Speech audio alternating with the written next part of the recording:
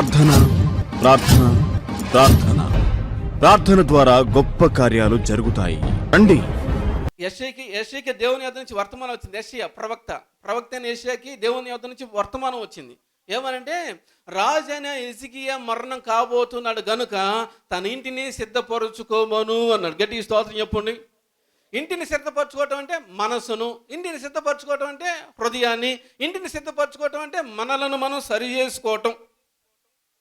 లోపాలు ఏమైనా ఉన్నాయో, పొరపాట్లు ఏమైనా ఉన్నాయో, పాపాలు ఏమైనా ఉన్నాయో, వాటన్నిటిని యేసు రక్తం మందు కడగబడి, పరిశుద్ధపరచబడి, పవిత్రపరచబడి ఈ క్షణాన ఈ దేహం నుంచి ఆత్మ వచ్చినా కానీ పరలోక రాజ్యం ఉండే దానికి. గట్టిగా స్తోత్రం చెప్పు, బిగ్గరగా స్తోత్రం చెప్పు, రెండు చెల్లి స్తోత్రం చెప్పు.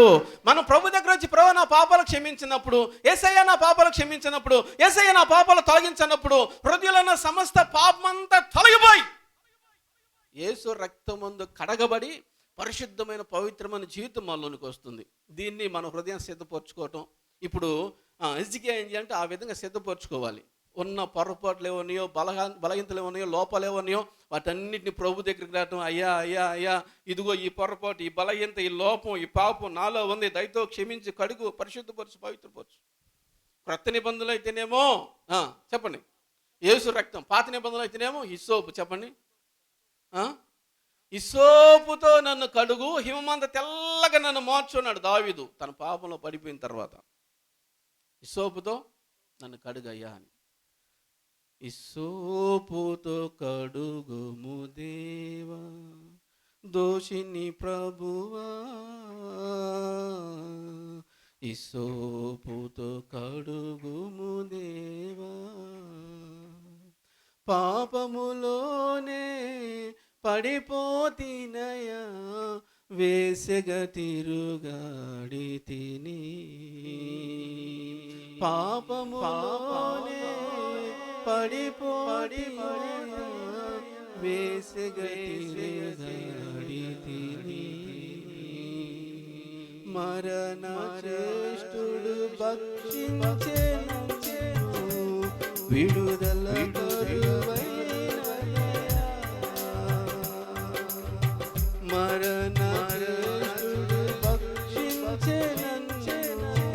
విడుదల నాకు విడుదల కరువైన, నాకు విడుదల కరువైన, నా పాప దోషము తెలిసేయున్నది, దోషిని ప్రభువా, హిస్సోపు కడుగుము దేవా, దోషిని ప్రభువా, హిస్సోపు కడుగుము దేవా. చెడుతనమాధారం చేసుకొని ఎవరు చూడకొని, చెడుతనమాధారం చేసుకొని ఎవరు చూడకొని, నా జ్ఞానముతో చెడిపోయినయ్యా, నా జ్ఞానమే చెడిపినది. చెడుతనం ఆధారము చేసుకొని ఎవరో చూడరనుకొని నా జ్ఞానంతో నేను చెడిపోయానయ్యా, చెడిపోయాను. కానీ దేవుడు చూస్తా ఉన్నాడు. ఎవరు చూస్తున్నాడు చెప్పండి? దేవుడు చూస్తా ఉన్నాడు. యోసేపు అదే అంటాడు ప్రతిపరు భార్యతోటి, మా ఇంట్లో ఎవరు లేకపోవచ్చు, మనల్ని ఎవరు చూడకపోవచ్చు, ఇంత ఘోర పాపం దేవుని ఎదుట ఎలా మూట కట్టుకొందును అన్నాడు. పై వస్త్రం ఆమె చేతిలో ఉంది, మనిషి మాత్రం బయటికి పారిపోయాడు. ఏం జ్ఞానం అండి అజ్ఞానం? గట్టికి స్తోత్రం చెప్పు, బిగ్గర స్తోత్రం చెప్పు. పాపానికి దూరంగా పారిపోయే జ్ఞానం. కనుకనే దేవుడు సింహాసనం మీద కూర్చోబెట్టి ఐగుప్తు దేశాన్ని పరిపాలించే భాగ్యాన్ని ఇచ్చాడు. గట్టికి స్తోత్రం చెప్పు. ఇట్టి జ్ఞానం నేటి దినమందు క్రైస్తవ లోకంలో లేదు. ఇట్టి జ్ఞానం నేటి దినమందు మానవ జాతిలో లేదు. ఇట్టి జ్ఞానం లేదు. యోసేపుకున్న జ్ఞానం లేదు. దావీదుకున్న జ్ఞానం బాగుంది. ఎవరికున్న జ్ఞానం చెప్పండి? దావీదుకున్న జ్ఞానం బాగుంది. ఎవరు చూడకుంటే చాలే, ఎవరు చూడకుండా చాలే, ఎవరు చూడకుండా చాలే.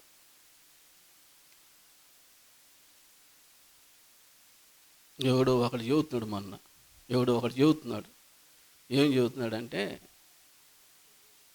దావీదుని క్షమించిన దేవుడు నన్ను కూడా క్షమిస్తాడులే అంటున్నాడంట ఒకడు. మరి ఏందిరా పాపిష్టి జీవిస్తున్నావు అంటే, దావీదుని క్షమించిన దేవుడు నన్ను కూడా క్షమిస్తాడులే అంటున్నాడంట వాడు వచ్చి నాకు చెప్పాడు. వాడు అంటున్నాడు, పాపంలో జీవిస్తా, వ్యభిచార పాపంలో జీవిస్తా, ఏంట్రా ఈ పాడు బతుకు అని చెప్పానంటే, దావీదుని క్షమించిన దేవుడు నన్ను కూడా క్షమిస్తాడులే. కారణం ఏంటి తెలిసిన? ఉరియను చంపి ఉరియ భారత వ్యభిచరించాడే, ఆ పాపం శాపమై కుటుంబానికి వచ్చింది.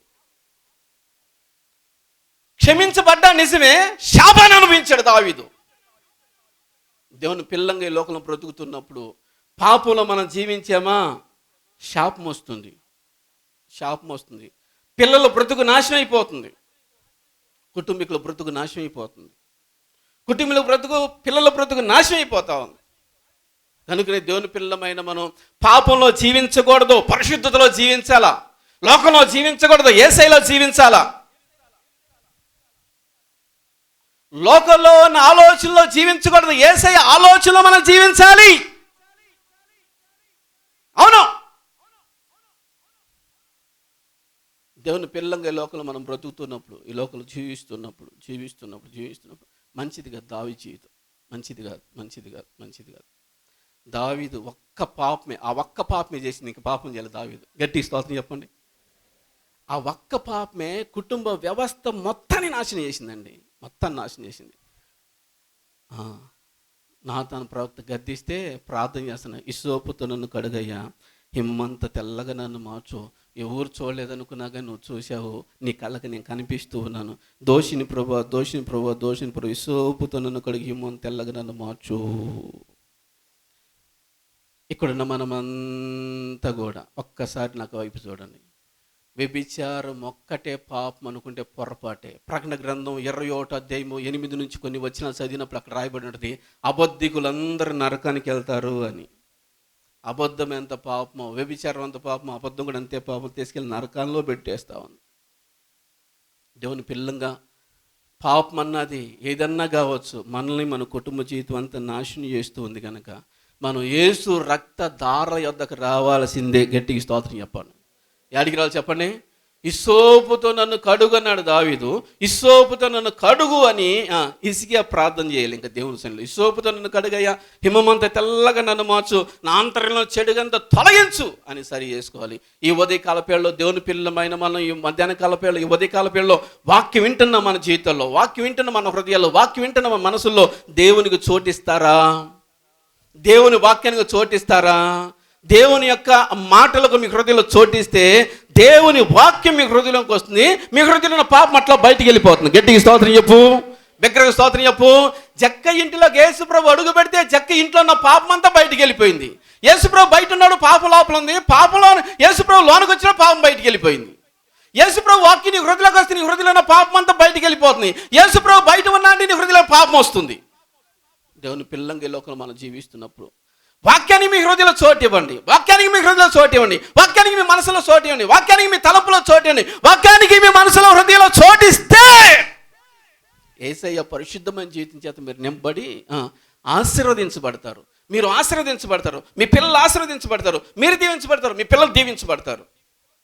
అవును, దేవుని పిల్లంగి లోకలు మనం జీవిస్తున్నప్పుడు హిజ్కియా తోటి దేవుడైన యెహోవా యెషయా ప్రవక్త మాట్లాడుతున్నాడు, నువ్వు మరణం కాబోతా ఉన్నావు, ఎక్కువ సంవత్సరాలు బ్రతకబట్టి నీళ్ళను చక్కబెట్టుకో, నీ హృదయాన్ని చక్కబెట్టుకో, నీ మనసును చక్కబెట్టుకో. ఎక్కడెక్కడ పొరపాట్లు బలహీనతలు పాపం చేసావో వాటన్నిటి నా సన్నిధిలో ఒప్పుకుంటే నిన్ను క్షమిస్తాను. హిజ్కియా మొదలుపెట్టాడు, ఇంకా ప్రార్థన చేయడం మొదలుపెట్టాడు, అయ్యా క్షమించయ్యా అని. ప్రభు పిల్లంగా హిజ్కియా వలె మనలను మనం మన జీవితంలో సరి చేసుకొని యేసు రక్తమందు కడగొడి పరిశుద్ధపరచబడి యేసు వాక్కుల హృదయంలో నింపుకుంటా మనం మరణానికి సిద్ధపడాలి. గట్టికి స్తోత్రం చెప్పండి, బిగ్గరగా స్తోత్రం చెప్పండి, 2 స్తోత్రం చెప్పండి.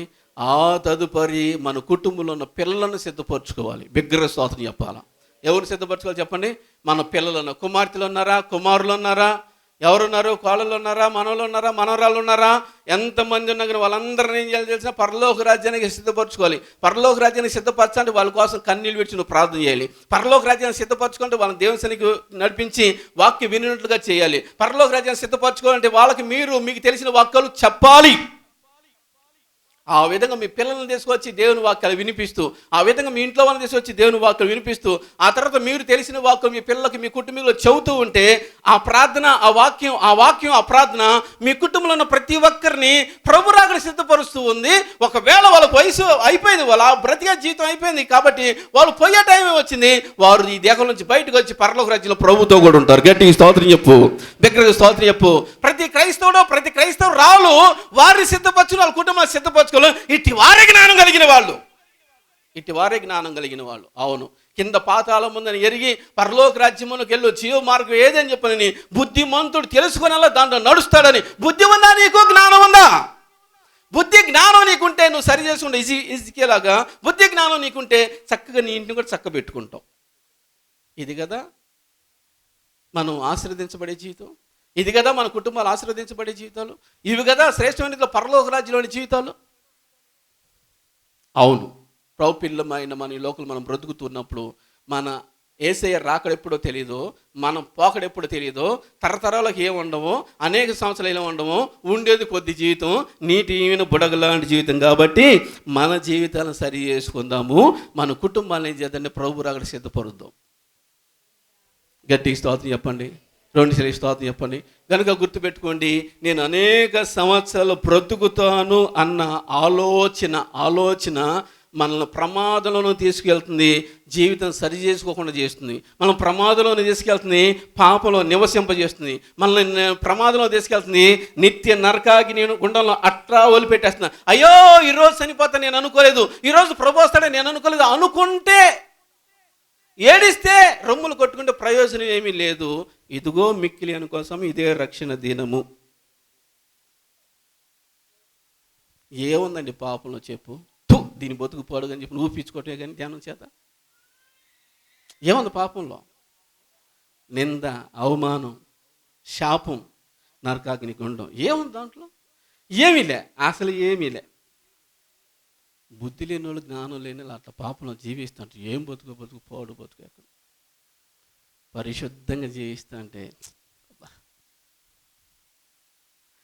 ఎంత మంచిదో ఆ సిస్టరు, ఎంత మంచిదో బ్రదర్ అని ఒక మంచి పేరు. సుగంధ తైలం కంటే మంచి పేరు మేలంట. ప్రసంగి మంచి జ్ఞాని అంటాడు, సుగంధ తైలం కంటే మంచి పేరు మేలు అన్నాడు. సుగంధ తైలం ఎవరు వద్దంటారా? మాట్లాడండి. మోషే అన్న అత్తరు వద్దంటావా?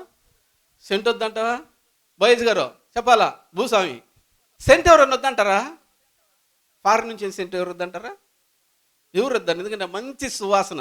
మనం వెళ్తుంటేనే మనకి చెమట ఉన్నా కానీ చెమట వాసన రాకుండా అందరికీ మంచి వాసన కలిగించే ఆ సెంట్ అనమాట. ఎవరు వద్దంటారు? దానికంటే మేలైంది ఏంటంటే చెప్పండి, మంచి పేరు. చెప్పండి, సుగంధ తైలం కంటే మంచి పేరు. పరిశుద్ధులు వాళ్ళు. పరిశుద్ధుడు ఆ సహోదరి, పరిశుద్ధుడు ఆ సహోదరుడు అంటే ఎంత గౌరవం, ఎంత మర్యాద, ఎంత విలువ. అవును ఆ జీవితానికి చాలు, ఇంకా అది ఆ గౌరవ మర్యాద చాలు. ఆ పరిశుద్ధులు పరలోక రాజ్యం వెళ్తుంటే కూర్చున్న యేసు ఎట్లా నిలబడి స్వాగతం పలుకుతున్నాడు. స్తెఫను పోతుంటే, స్తెఫను పరిశుద్ధుడు, యేసు రక్తం మీద కడగబడిన పరిశుద్ధుడు, తండ్రి కుడిపార్శ్వం ముందు ఆసీనుడై ఉన్న ఆయన. స్తెఫను పరిశుద్ధుడు ఎప్పుడైతే ఈ దేహం నుంచి బయటకు వచ్చి పరలోక రాజ్యం వెళ్తున్నాడో, కూర్చున్న లేసెల్లా సృష్టికర్త దేవుడు ఆహ్వానం పలుకుతున్నాడు, వచ్చే పరలోక రాజ్యం.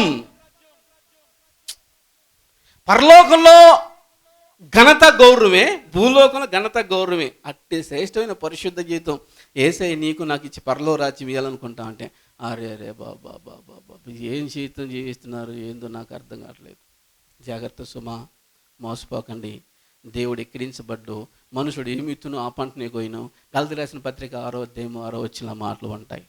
కనుక ప్రభు పిల్లంగి లోకులు మనం బ్రతుకుతున్నప్పుడు మనకు వచ్చే ఆలోచన మనల్ని ప్రమాదంలోకి నెట్టేస్తుంది.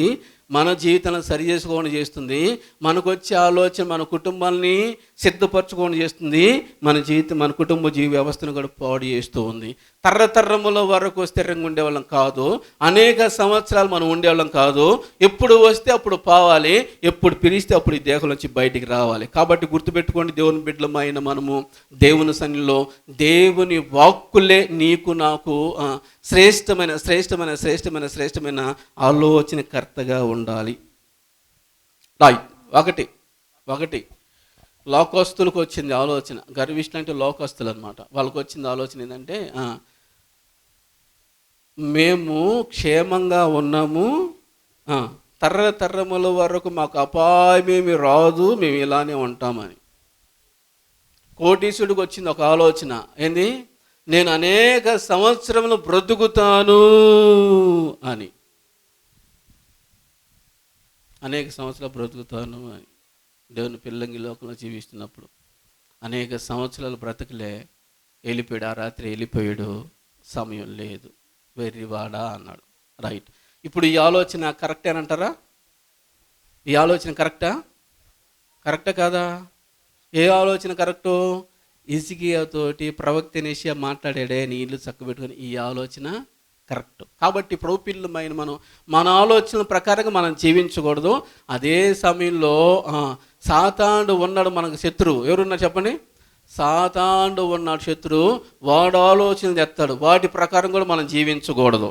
ఒకటి ఏం చేయకూడదు చెప్పండి? ఒకటి మనకు వచ్చిన ఆలోచన ప్రకారం మనం జీవించకూడదు. రెండోది ఏం చేయకూడదు చెప్పండి? సాతాను తెచ్చే ఆలోచన కూడా మనం చేయకూడదు. అవి చేసినా మనకు నష్టమే. ఆదికాండం 3వ అధ్యాయం 1 నుంచి 7 వచ్చినా మనం గమనించినప్పుడు దేవుడని యెహోవా వారికి ఆజ్ఞాపించాడు, మంచి చెడ్డలను తెలియని వృక్షఫలాలను తినమాకండి, జీవవృక్షఫలాలు తినండి అని. సైతం వచ్చి ఇది నిజమా? దేవుడి తోట వృక్షఫలాలు దేనే తినొద్దన్నాడా అంటే, మంచి చెడ్డలను తెలియని వృక్షఫలాలను తినకూడదు, తింటే చచ్చిపోతారని చెప్పని దేవుడని యెహోవా ఆజ్ఞాపించాడు. అందుకని వాడు జోలికి వెళ్ళాలంటే, లేదు, మీ కళ్ళు తెరబడి దేవతరాలు ఉంటారని దేవుడు తినొద్దన్నాడు. వాడు తినున్న మీరు ఎలా ఉంటారు చెప్పండి? కళ్ళు తెరబడి దేవతలాగా ఉంటారు అనగానే అదేందో దేవుని కంటే గొప్ప జీవితం అనుకొని టప తాను తిని తన భర్త కూడా ఇచ్చింది. ఏమైపోయారు? చచ్చిపోయారు. ఏమైపోయారు? ఏదైనా నుంచి బయటికి గెంటి అయిపోయారు. ఏమైపోయారు? దుఃఖాల మధ్య. ఏమైపోయారు? కన్నీళ్ళ మధ్య. ఏమైపోయారు? కలవరాల మధ్య. ఏమైపోయారు? కుటుంబంలో సమాధానం లేదు, ఏడుస్తూ ఉన్నారు. జీవితం అంతా నాశనం అయిపోయింది. అది యేసయ్యను అడిగితే అంటాడు, నా తండ్రి నోటి నుంచి ప్రతి మాట వలన మనుషుడు జీవించును అన్నాడు. ఇదిగో ఆదికాండం నుంచి ప్రకటన గ్రంథం వరకు ఏం చెప్పండి, ఆత్మస్వరూపిగా ఉన్నప్పుడు దేవుడని యెహోవా మాటలు ఉన్నాయి. ఎక్కడి నుంచి? ఆదికాండం కాడ నుంచి మలాకి గ్రంథం వరకు దేవుడని యెహోవా మాటలు ఉన్నాయి. అదే సమయంలో యేసుక్రీస్తు మాటలు మత్తయి సువార్త కాడ నుంచి ప్రకటన గ్రంథం వరకు ఉన్నాయి. కాబట్టి ఆయన ఆత్మస్వరూపంగా యెహోవాగా పిలువబడ్డాడు, శరీరం ధరించి వచ్చినప్పుడు యేసుక్రీస్తుగా పిలువబడ్డాడు. ఇద్దరు ఒకటే. కనుక దేవుని పిల్లమైన మనం ఆదికాండం నుంచి ప్రకటన గ్రంథం వరకు యేసయ్య మాటలు యెహోవా వాక్కులు ఉన్నాయి. కాబట్టి వాటిని చదవటము, ధ్యానించడం, వాటిని వినటము, వాటి ప్రకారంగా జీవిస్తూ ఉంటే నీలో నాలో జీవం వచ్చింది. గట్టి స్తోత్రం చెప్పు, విగ్రహ స్తోత్రం చెప్పు. నీలోనికి నాలోనికి యేసులో ఉన్న జీవం వచ్చింది. ఏమొచ్చింది? ఇప్పుడు చచ్చిపోయింది. యాయిరు కుమార్తె చచ్చిపోయింది. ఎవరు చనిపోయారు? యాయిరు కుమార్తె చనిపోయారు. ఆయన సమాజ మందిరపు అధికారి. ఆ ఇంట్లోకి వెళ్ళి చచ్చిపోయిన అమ్మాయితో అంటాడు, చిన్నదానా లే అన్నాడు. ఇంకంతే, చిన్నదానా లే అని ఎప్పుడైతే అన్నాడో 12 సంవత్సరాలు ఈడు కలిగిన ఆ చిన్నది టక్కన లేచి ప్రైజ్ లార్డ్ సార్ అంటా ఉంది. నువ్వేంద్ర అట్టు చూస్తున్నావు? అందరూ చెప్పకుండా అందులో సార్ అంటా ఉంది. దేవుని పిల్లంగి లోకంలో బ్రతుకుతున్నప్పుడు యేసు వాక్కు యాయిరు కుమార్తెలను మరణాన్ని తొలగించి జీవాన్ని కలిగించి చచ్చిపోయిన పిల్లను సజీవంగా లేవనెత్తిన వాక్కది. ఆ వాక్కు నీ హృదయంలో ఉంటే నీ మరణం జీవంగా మార్చబడింది. ఆ వాక్కు నీ హృదయంలో ఉంటే నువ్వు జీవిస్తూ ఉంటావు. ఎంతవరకు? ఆ 10వ కీర్తనలు అనుకున్న తరతరాల వాళ్ళకు అది కాదు. యుగాలు సర్వయుగాలు జీవిస్తూనే ఉంటాం. గట్టికి స్తోత్రం చెప్పండి, బిగ్గర స్తోత్రం చెప్పండి. ప్రపంచంలో ప్రతి మనిషికి మరణం ఉంది, కానీ క్రైస్తవుడికి మరణం లేదు.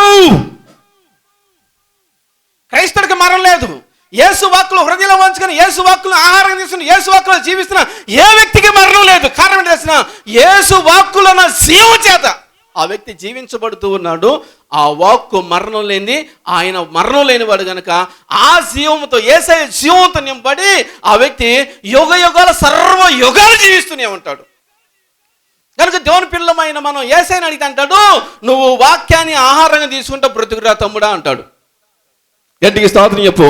అదే సాతాన్ని అడిగానుకో, సాతానా నేను ఎట్లా బ్రతకాలో చెప్పు అంటే ఆ సినిమాల సీరియల్ చూస్తూ ఉంటాడు, దెబ్బ సత్తా బాగుంటావు అంటాడు. మరి ఇంకంతే. మంచి చెడ్డలను తెలివినిచ్చు వృక్షఫలం అది. ఏం వృక్షం అమ్మా అది? ఏం తిన్నాడు? మంచి చెడ్డలను తెలివినిచ్చు వృక్షఫలం తినమాక జీవ వృక్షఫలం భుజించాలంటే వాళ్ళు మంచి చెడ్డలను తెలివినిచ్చు వృక్షఫలం తిన్నారు, జీవ వృక్షం తినలా. అది మంచి చెడ్డలను తెలియని చేసే జీవ వృక్ష ఫలాలు. ఇప్పుడు సీరియల్లో సినిమాలు ఏమో చెప్పండి, మంచి వస్తుంది, చెడ్డ వస్తుంది. మంచి చెడ్డ మన మైండ్లోనికి వచ్చి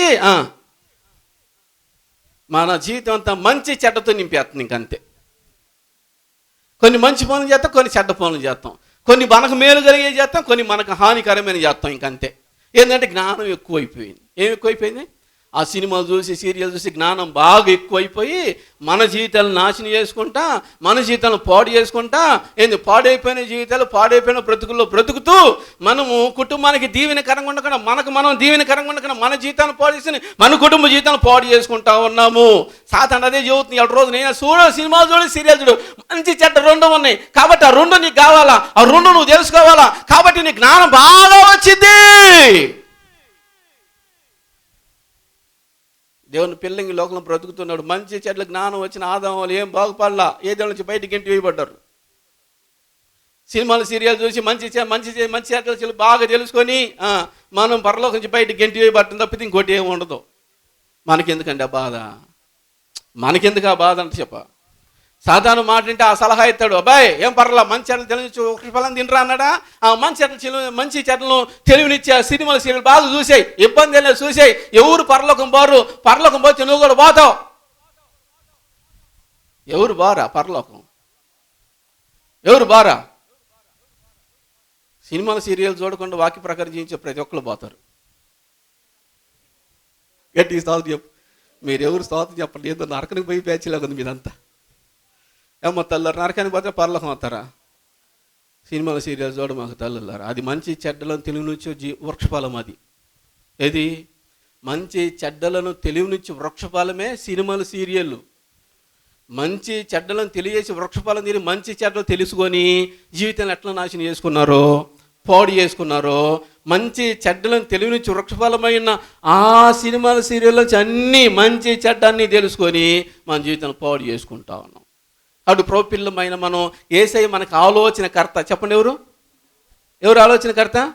మన ఆలోచన మనం చేసి మన జీవితం పాడు చేసి తరతరాల వరకు నేను జీవిస్తే ఏమి ఇబ్బంది లేదంటాం మన ఆలోచన అయితే.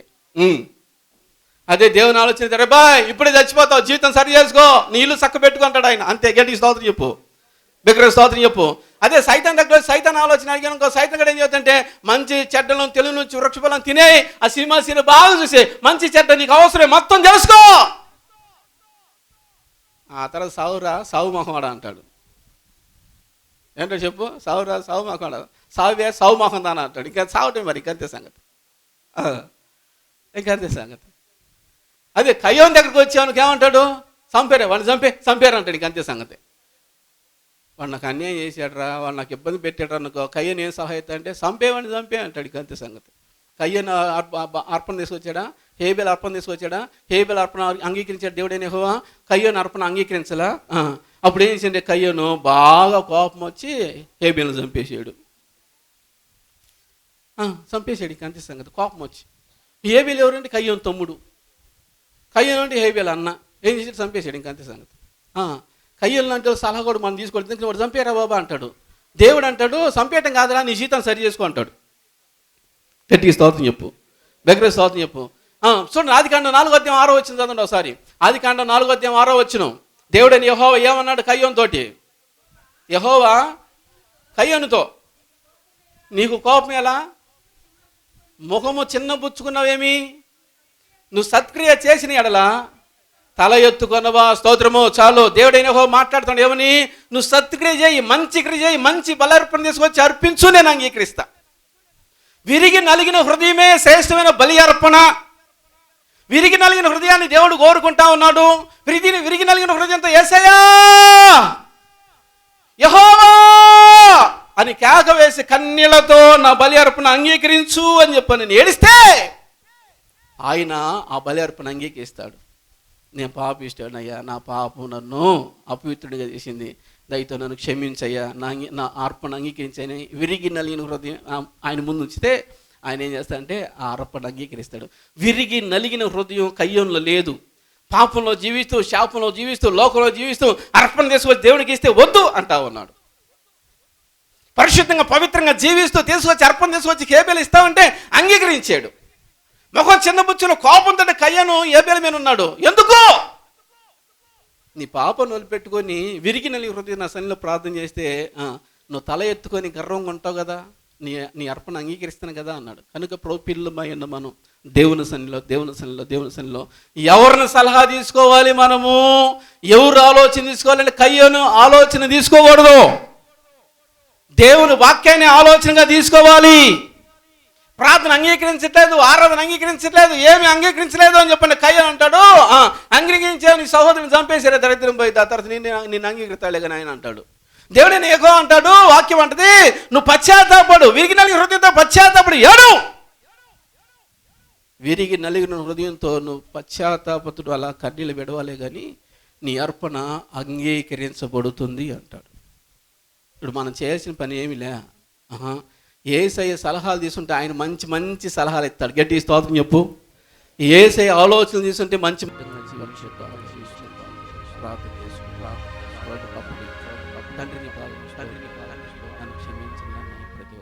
నన్ను క్షమించండి అయ్యా అన్న ప్రతి ఒక్కరిని కన్నీళ్ళు విడిస్తూ నీ రక్తంతో నన్ను కడిగి పరిశుద్ధపరచు, పవిత్రపరచు, యేసు నన్ను కనికరించు అన్న ప్రతి ఒక్కరిని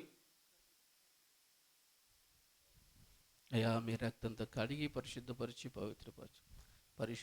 పవిత్రంగా మీ బిడ్డలు మీరు ఆశీర్వదించి పరిశుద్ధంగా పవిత్రంగా జీవించే భాగ్యాన్ని ఇచ్చి మహిమ ఘనత ప్రభావాలు మీరే పొందమని యేసయ్య పరిశుద్ధమైన నామంలో ప్రార్థించిన తండ్రి, ఆమేన్. అందరు లేచి నిలబడి. నా పేరు నాగూరా, మాది నసరాపేట. నా ఒంటి నిండా ఎలర్జీ వచ్చింది. ఆయుర్వేద దగ్గరికి వెళ్ళాము, మందులు తీసుకున్నాం. అయినా కానీ వెళ్ళి తెచ్చుకొని వేసుకున్నా కానీ తగ్గలేదు.